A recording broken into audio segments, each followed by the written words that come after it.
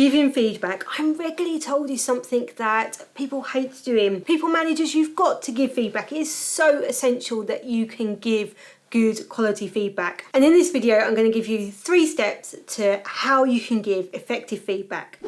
Hello, my name's Jennifer. I'm the founder of Silk Helix. We specialise in providing management leadership training as well as HR consultancy for small businesses. Giving feedback is so crucial. We can only give good feedback though when we've set the expectations well. So the first thing I'm going to say is once you've watched this video, go back and look at other videos on performance management, setting expectations. They are so crucial. I'll put some links in the description below. But setting those expectations will make it so much easier to be constructive in the feedback that you're going to give. I think we've historically always been given really bad advice on feedback. Many of us really struggle to give it because we fear conflict coming out of it. Many people struggle to receive it. They hear it in ways that may be different to what we intended to give it. People feel often very defensive. It can pick up all sorts of childhood wounds and feelings. So feedback is fraught with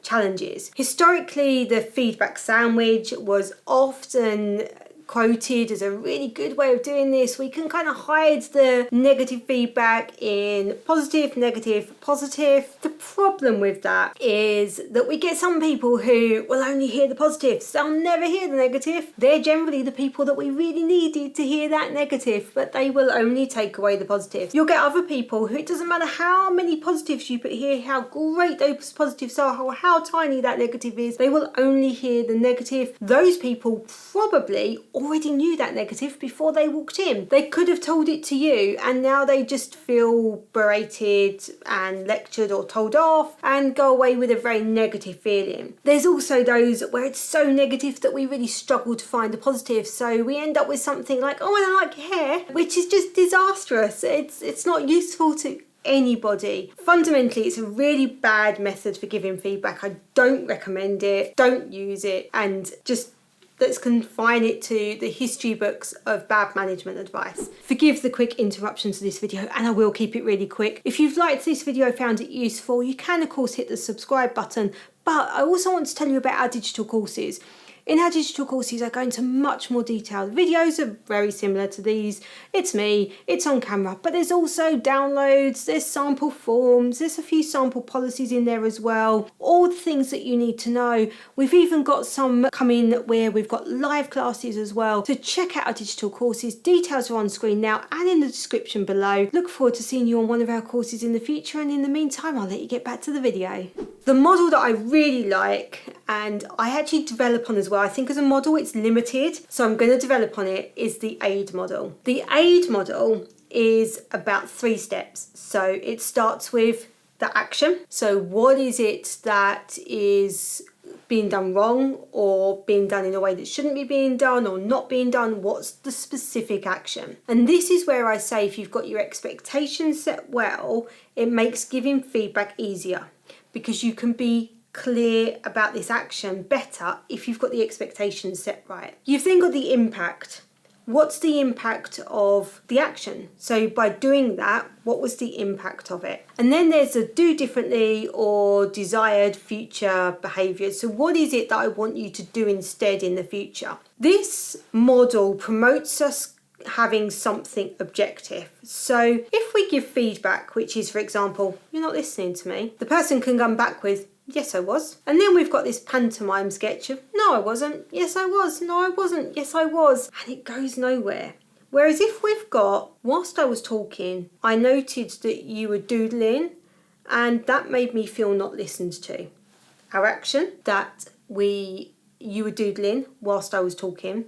The impact, I felt not listened to. My do differently is in future I would like you to make eye contact with me whilst I'm talking so that I know that you're listening to me.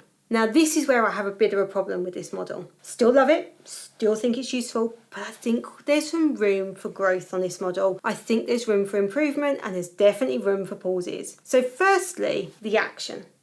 I think we should then pause. Many people at that pause will be able to tell us the impact, or they'll start to explain why, which might change the whole conversation. So if the action was, the report was supposed to be with me on Thursday, but you put it on my desk on Friday, pause.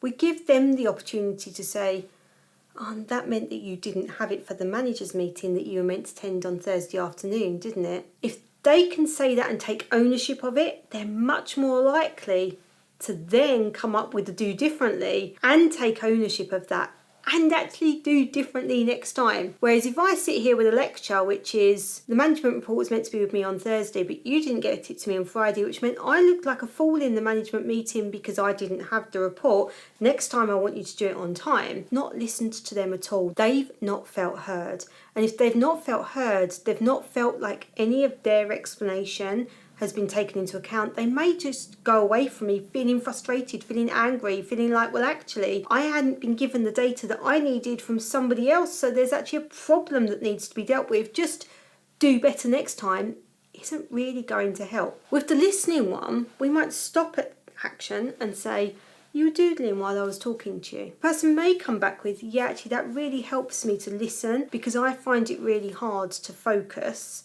when I'm listening.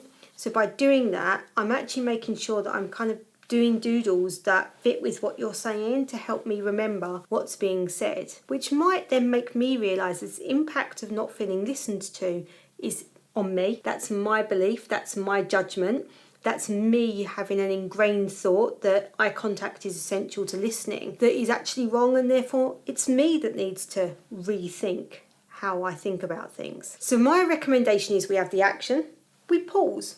We let them speak.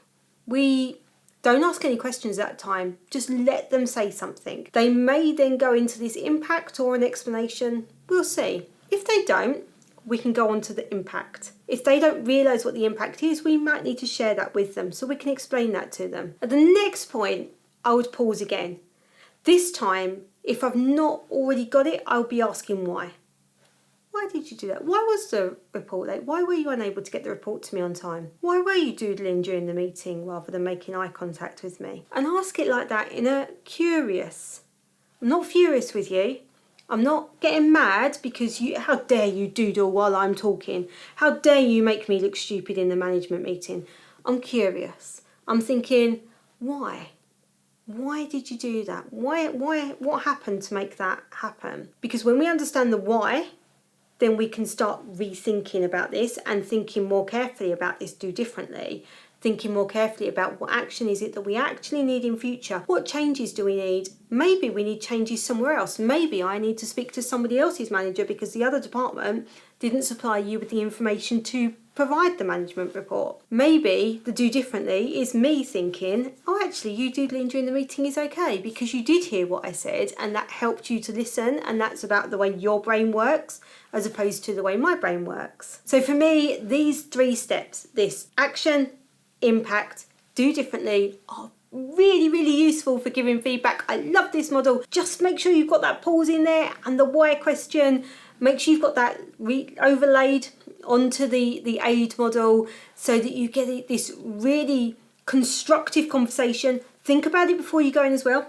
Prepare, think about this action. What is specific about the action as opposed to my judgment? What is it that I want you to do differently? It makes you take away from judgment as well and think about the evidence, think about something that can't be argued with. So you were doodling in the meeting, can't be argued with. You weren't listening to me, can be argued with. So that's what we're trying to focus on. We've got these 3 clear steps. We've got our pauses. We've asked them, so we're encouraging them to talk. We're encouraging them to give us their reasoning as well. And this model, I think, works for most situations where we're trying to give very specific feedback. If you found this video useful, don't forget to hit that subscribe button and the notification bell, and make sure that you're back here each week for more hints and tips on how to manage your team better.